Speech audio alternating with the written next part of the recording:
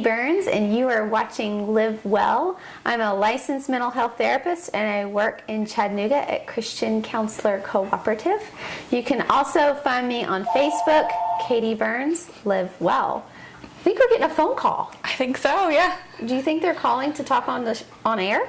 I don't know. It gets forwarded to another number. Well, if you guys don't know where we are here downtown Pikeville at the Wagon Bed and Breakfast. Yes.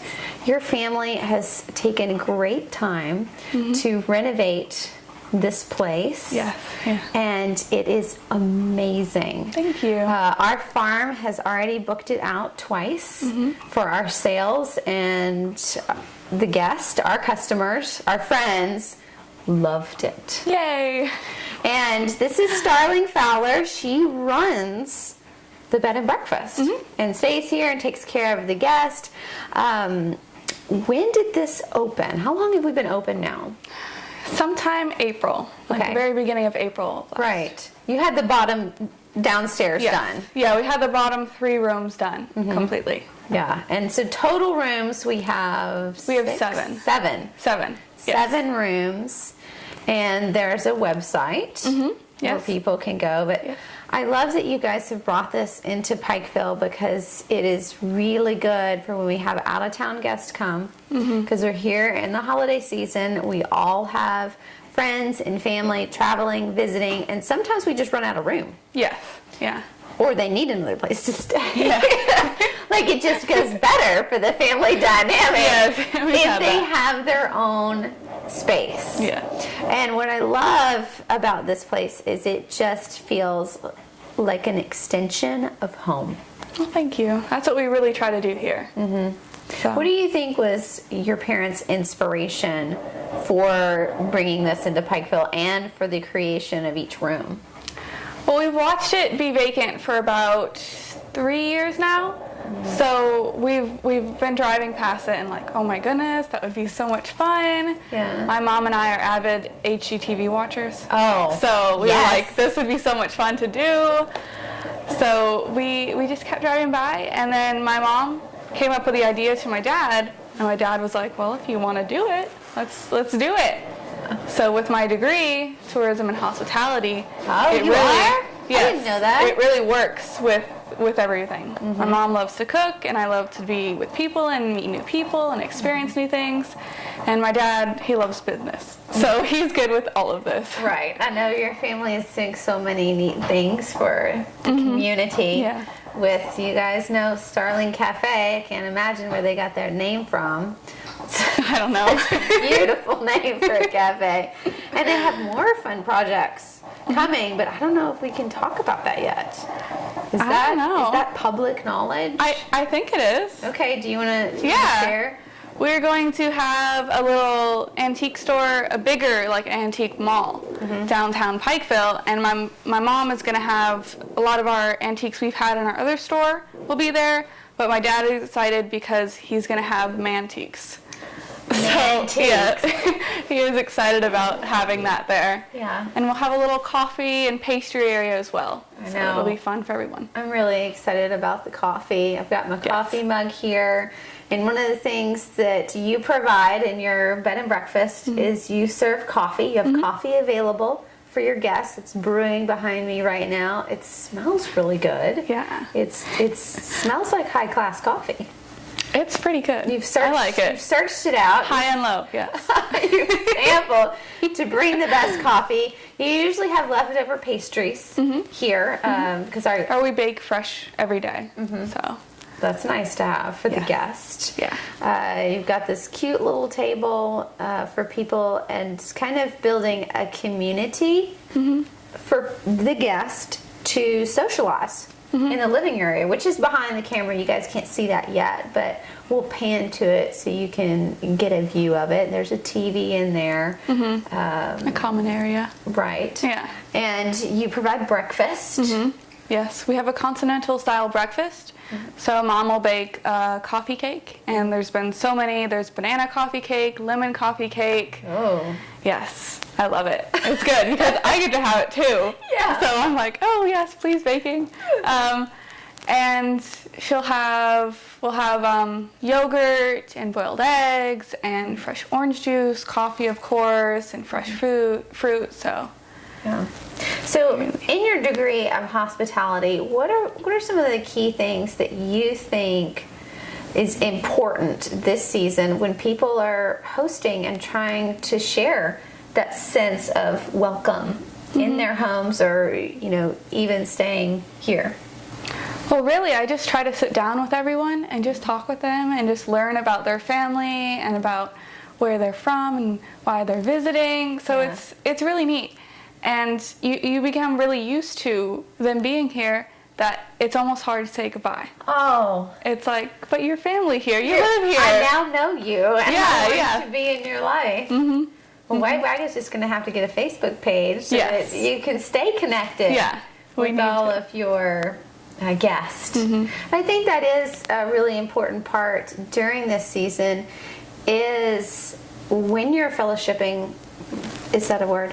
When you're having fellowship time with a guest, family, is to understand, how their life is going right now and who they are. Yeah. I think a lot of times we can have a surface conversation, or we can stay in places that are cold and austere and not very welcoming, and you forget the little details that your family is so good at providing, and that, I really thought about who you are and your interest, and so I've provided this for you.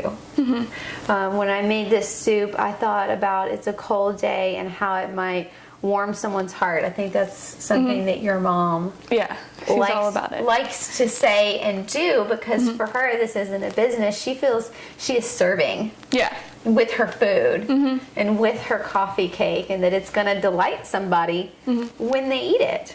Instead of just, is this chef worthy soup, or could this be on the Food Channel? It doesn't always have to be award winning to be meaningful. The time that you have, or the food that you have together. So asking some of those insightful questions, you tell me how things are going for you. You don't want to, obviously you're just making casual conversation, and these people are brand new to you, and they probably have some really interesting stories to share. I feel like that's a wise move on someone's part to investigate other people, because you never know what you might learn. It's unbelievable, really. Yeah. What is somebody that you thought, wow, this is your profession, or you live where, or do what? Have you met any guests that you were just intrigued by? Of course, yeah. Everyone who comes here is so unique. You can try to just look at them and think, oh, this is what they're going to be like. But that's totally not the case. Everyone's different, and they surprise me each time. We've had a lot of international guests here, and it's very neat to open your home up to someone who's not from this country. And they come in here, totally not knowing what to expect. And it's really neat to be able to share that time with them. We've been invited all over the world now. So I'm ready to go and see them. And so we've had France, Germany, Thailand, and Italy, I believe. And what was bringing them to Pikeville? A lot of jobs, a lot of businesses, and some just wanting to see, different parts of the world. So, well, I know that's how your family found us. Yes. From driving through, or this is a beautiful place, and that's what everybody, even the people that come for our sales, they span, and the range of people visiting is quite large, and they're always in awe of our valley.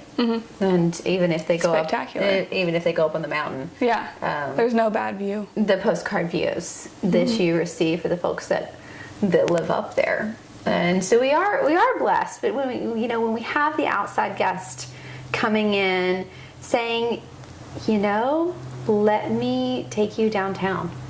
Let me show you what's really neat in our community, what's going on in our community, so that you're not just sitting at home, You don't want to do that. We have so many exciting things going on down here in Pikeville that take them out and get them out and kind of embrace what's going on. Yeah. See our beautiful town. Yeah. Well, I'm excited to show people a little bit more about the view within these walls of the White Wagon Bed and Breakfast. Take a little tour, and we'll keep talking about hospitality and get some coffee. Yes. Okay.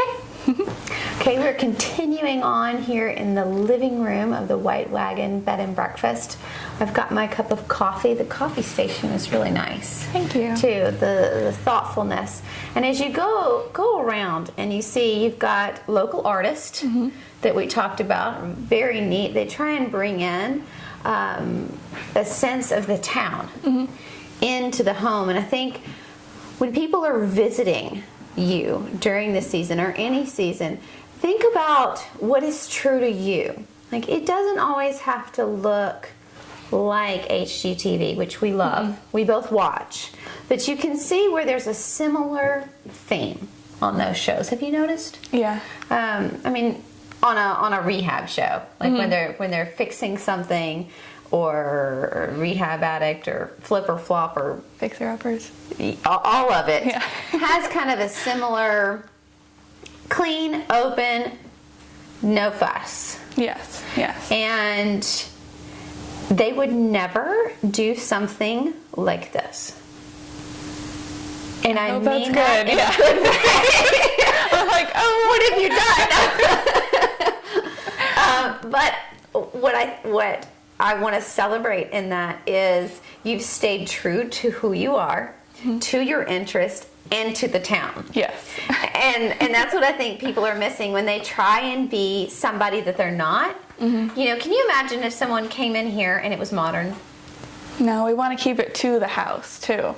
Right. To the time period. We don't want to get too modern with it. Exactly. So sometimes people take an old home and they want it to be modern. They want to update it such that it loses its original character and the way things were. Yeah. But you've stayed true to that, and staying true to, obviously, your family loves antiques. Yes. We all love them. Yeah. Yeah. And so there's touches of that, but we often get lost in thinking how we should be, or how we should decorate, or that we're supposed to present, you know, this elaborate meal with fine china. Yeah. And sometimes some of the most meaningful conversations and meaningful time happens over something simple. And just meeting together, having a cup of coffee, having a cup of tea, and taking time to turn off the TV and listen. Yeah. Like you've done with your guest, and saying, you know, tell me about your life, and tell me about who you are and what you're doing, instead of just recounting all of your things. Have you met people like that just count their things? Like, yeah. I'm going to school, I am working, I am. Yeah. Which there's no pause. Is true. You know. Yeah. And I am doing this, but none of all of that is things that they do. But how do they feel about it? Like when I was saying, where's the emotion? Well, what drew you to hospitality? You know, something that's a little more of a next step in a conversation. Yeah. Not just our stuff, and trying not to repeat everything that you saw on social media. Yeah. Which is hard nowadays. Well, it is, and I think I know this because I've caught myself doing it and saying, yeah, I saw where you did this, and I saw where you did that. Oh, hey, has Susie gotten over her cold? Saw that on Facebook, or yeah, it's okay to a point, right? But then you think that you know everything that's going on, and so what else is there to ask? Versus before, we didn't have that social media connection. Yeah. So when you got together with someone, it was, what have you been doing? Yeah. What's going on with you? Yeah. That's new. But now we're pretty updated. But trying to, again, even though you might have the updates, you know, that, so and so starting kindergarten, say, well, you know, does she like her teacher? Instead of, "Hi, Susie Sue, do you like kindergarten?" And she says, and runs off. Yeah. You know, you can even ask the child, like, you know, tell me something really neat about your teacher, or tell me something special about a kid in class, or just going a little bit further in that conversation. And then with the parent, you know, how is that transition for you? You know, because sometimes that can be hard for people. Yeah. And they might not want to get into it. They might brush you off, and that's okay. But you'll know that you made the attempt to open the door and have a connection with them beyond just the superficial. And I think that's a really valuable point when bringing guests into your home. Yeah. Yeah. There's always the common things of, "Oh, how are you?" You know, but you really want to know, like, how was your sleep? Did you sleep okay? Was it warm enough? Were you cold? Yeah. Did you? I don't know. Like, are you enjoying your stay? You know, if not, what can I do? Or if you are, that's great. Let's talk about it. Right. You know, Because I want you to visit again. I want you to feel this is a place that's welcoming to you. You know, if you need some more books, you know, go down to the library. Sometimes people have a hard time falling asleep, and they might need a book to read, so you can have that for them. You know, there's TVs in every room here. Yes. Yeah. But it's also very, very peaceful. It is. I hear some wind chimes. There's wind chimes. There's birds. Yeah. I love to feed them, so I mean, it's my name, so I have to. It is.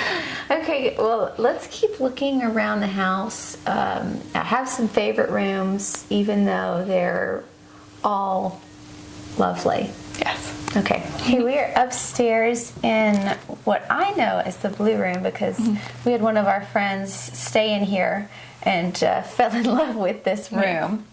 What is its official name? Its official name is Strictly Business. Yes. Does he know that? I don't think so. No. Okay. He calls it the blue room. Okay. Yeah. Okay. All of the rooms have a special name. Can you share all of the names of the rooms? Yes, we've got the bunkhouse, the treetop, Somewhere in Time, the Tweet Retreat, Wanderlust, and Lost in Love. Okay. Yes, that's it. Now, you could have just put a number on the door. Why did you go to the effort to name the room? We like themes. We've always done it that way. We've always done themes. Had a theme, because there is a traveling room. Yeah. That's which one? The Wanderlust. The Wanderlust. Yeah. Okay. And the room that is the gold room. Which one is that one? Because it feels very royal to me. Yeah. That one is Somewhere in Time. Somewhere in Time. And so you're just thinking, what would that mean? Or so continue on. So did you pick the theme first and then decorate to the theme? Or just you were decorating and realized this is what this room should be titled? Well, we basically just came up with a whole bunch of themes in our head. Yeah. And then tried to pick about like what we have. What can we use for this room? A lot of the stuff in these rooms are been in our family. So it's a lot of history. We'll have family pictures in the rooms. So it's nice to see some of the pieces have new life now. Well, that is neat. So you're taking something from the past and putting it together in a collection that can be repurposed for something special. Yeah. I love that. I think that that's really, often we get, well, what I'm trying to say is often we get stuck sometimes with pieces we don't know what to do with. They were meaningful to us, they were meaningful to someone in our family, but they might not fit. Yeah. And finding a home for them so that you can look at that piece and say, oh, I remember that chair. That was in my aunt's house. Or that was my grandmother's rocker, or whatever. You know? I've always cherished pieces from my grandmother's. I have some furniture, mostly from my mammy, mostly from her. A ton of furniture from her, and then I've got a very special coffee table from my mother's father. It's interesting in that it's as big as a round dining room table, but it's a Really? coffee table, and he shortened it and put short legs on it. And there's little seats that go Aw. underneath. It's such a unique piece. But that's what I love, Yeah. is that you're not going to find that. No, it's got character. And when I sit down with my daughter, I remember sitting there as a child. Yeah. And that's something that will help to build memories in your home. When you're thinking about decorating, when you're thinking about hosting, focusing on the memories that you can create within that space.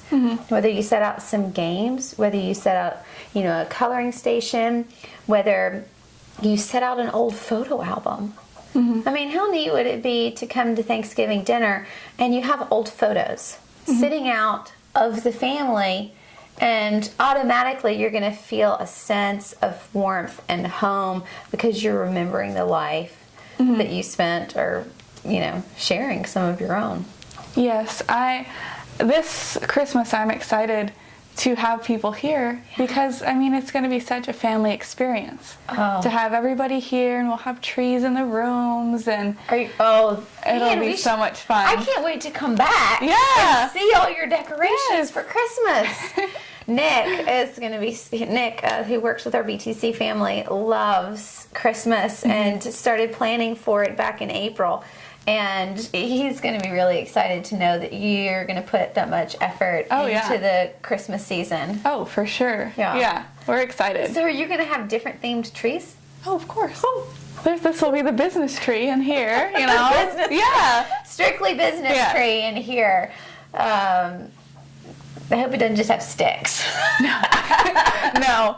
For the family suite we have, which is like a cabin theme, we do have wooden kind of ornaments that we're going to put on those trees. And perfect. So it'll be fun. And when you think, now in your young life, you're younger than me, when you think 10 years, 20 years, where do you hope to be with your goals in hospitality? Honestly, I do not know. I do love doing this, and I would love to keep growing it and meeting new people. But I'd also love to travel and do this. Yeah. So if I can go abroad and do this somewhere else, that would be amazing. Well, the learning experience is extremely valuable because not a lot of people in your position would get real life. They would have to go and intern for short periods of time. And you're really getting to the meat of it. Yeah. Just to stick with it. I respect that. Thank you. That you're so savvy. Well, what is something that you think people at home need to focus on? Because I've talked a lot in this episode, but what's something that you think, with your knowledge and your experience thus far with hosting people since April, we need to be mindful of when having guests to make them feel welcome? We always have a pot of coffee on, and we're always just ready to sit down and just talk with everybody. Yeah. So definitely that, and just bring everybody together. Always make time for family. There's been countless times where we've had guests here, and then they're saying, "Oh, I haven't seen my sibling in 6 years," and I can't imagine that because I would not be happy. I love my family, so I need to see them more than that. Well, cutoffs are very real. In my counseling profession, it is very sad how often I have a client that has a cutoff in their family, where they just don't speak with that family member, or more of an even immediate cutoff where grandparents are raising their grandchildren and they're cut off from their child, from their own child that would be the mother or father of these children.